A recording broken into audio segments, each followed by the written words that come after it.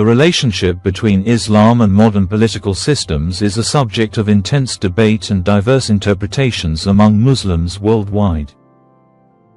There is no single, universally accepted, Islamic position. The core Islamic concept of governance is based on sovereignty, hakimiyah, and trust, amana. Sovereignty belongs to God. The ultimate source of law is God, as revealed in the Quran and the Sunnah, teachings of the Prophet.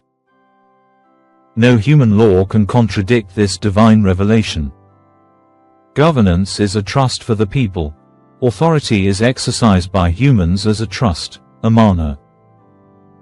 Leaders are accountable to both God and the community, ummah. The Quran instructs believers to manage their affairs through consultation, shura, Quran 42:38. With this foundation, let's analyze how different modern systems are viewed through an Islamic lens. 1. Democracy. This is the most debated system in the Muslim world. Points of convergence, why some Muslims support it. Shura, consultation. The principle of shura is seen as the Islamic equivalent of democratic deliberation. It establishes that leaders must consult with those they govern. Accountability of rulers. The idea that leaders are accountable to the people aligns with the Islamic concept that a ruler is an amana, trust, and not above the law. The first caliph, Abu Bakr, told his people, "If I am right, follow me. If I am wrong, correct me." Public interest, maslaha. Democracy is seen as a mechanism to achieve maslaha, public welfare, and prevent tyranny. People's voice. Elections are viewed as a modern method for the ummah to choose its leaders and express its will. Points of divergence, criticisms from some Muslims, sovereignty. Issue. The core philosophical conflict is that in a secular democracy, sovereignty belongs to the people, who can make any law they wish. In the Islamic view, sovereignty belongs to God, and divine law, Sharia, is supreme. A law passed by a majority that contradicts the Quran and Sunnah is not legitimate. Freedom to legislate sin. Democracy allows for the legalization of things Islam forbids, e.g., usury, alcohol, certain moral issues, based on popular vote, which is problematic for many Muslims. Conclusion. Many Muslims advocate for a democratic state with Islamic values, or see democracy as the best available system for implementing shura and ensuring accountability in the modern era, provided it operates within the framework of Islamic principles. 2. Communism and socialism. These are generally viewed as incompatible with core Islamic beliefs. Primary reasons for incompatibility. Atheism. Communism is fundamentally atheistic, which directly contradicts the foundation of Islam, Tawhid, the oneness of God. Rejection of private property. While Islam emphasizes social welfare and condemns hoarding wealth, it explicitly recognizes and protects the right to private property. Socialism's core principle of state or communal ownership of the means of production clashes with this. Class struggle.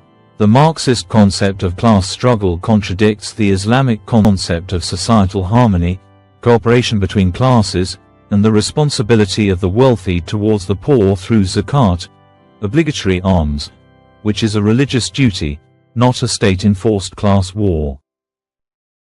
Materialism. Communism's purely materialistic view of history and human existence ignores the spiritual dimension, which is central to Islam. Nuance on social justice.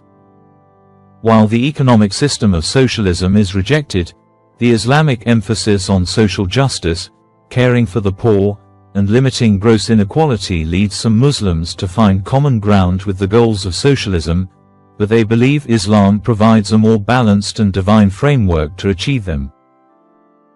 3. Dictatorship and monarchy, absolute. These are widely condemned from an Islamic perspective, despite being common in many Muslim-majority countries. Islamic arguments against dictatorship. Violation of shura. Dictatorship is the antithesis of consultation, shura. Tyranny, zulm. Islam strongly condemns oppression, zulm. A dictator who rules by personal whim and suppresses dissent is considered a tyrant. Breach of trust, amana. Governing as a dictator is a violation of the trust placed in a leader by God and the people. Historical precedent.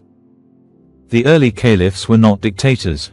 They were elected, through a process not like modern elections, and were highly accessible and accountable to the people. Justifications used by some rulers. Some modern authoritarian rulers in Muslim countries justify their rule by promoting stability and order, positioning themselves as guardians of Islam against secularism or chaos, citing a twisted interpretation of the Islamic obligation to obey those in authority. However, mainstream Islamic scholarship has always held that obedience is not required in sin. If a ruler commands something against Islam, he should not be obeyed. The Islamic alternative, the Caliphate, Khilafah. For many Islamists, the ideal system is the revival of the Caliphate, a state led by a caliph, Khalifa, who succeeds the Prophet in political authority, not prophecy. Its idealized features are the Quran and Sunnah of the Constitution.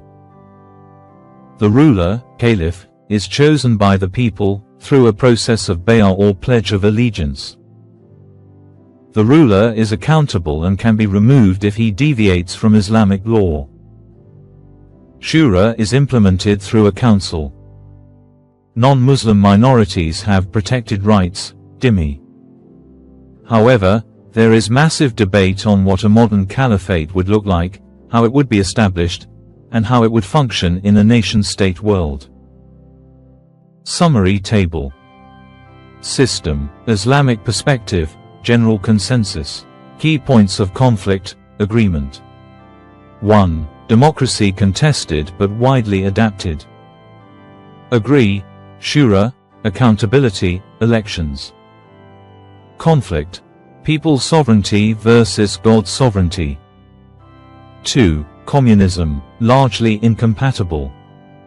Conflict, atheism, rejection of private property, class struggle, materialism. 3. Socialism, economically incompatible. Conflict, state ownership of means of production. Agree, on goal, social justice and poverty alleviation. 3. Dictatorship, condemned. Conflict, violates shura, enables tyranny, zulm, breaches the trust, amana. In conclusion, Islam provides a core set of principles for governance, divine sovereignty, consultation, justice, and accountability. Muslims today are engaged in a dynamic and often contentious process of interpreting these principles and applying them within the context of modern political systems, with a spectrum of opinions ranging from full acceptance of secular democracy to the call for a revival of the classical caliphate.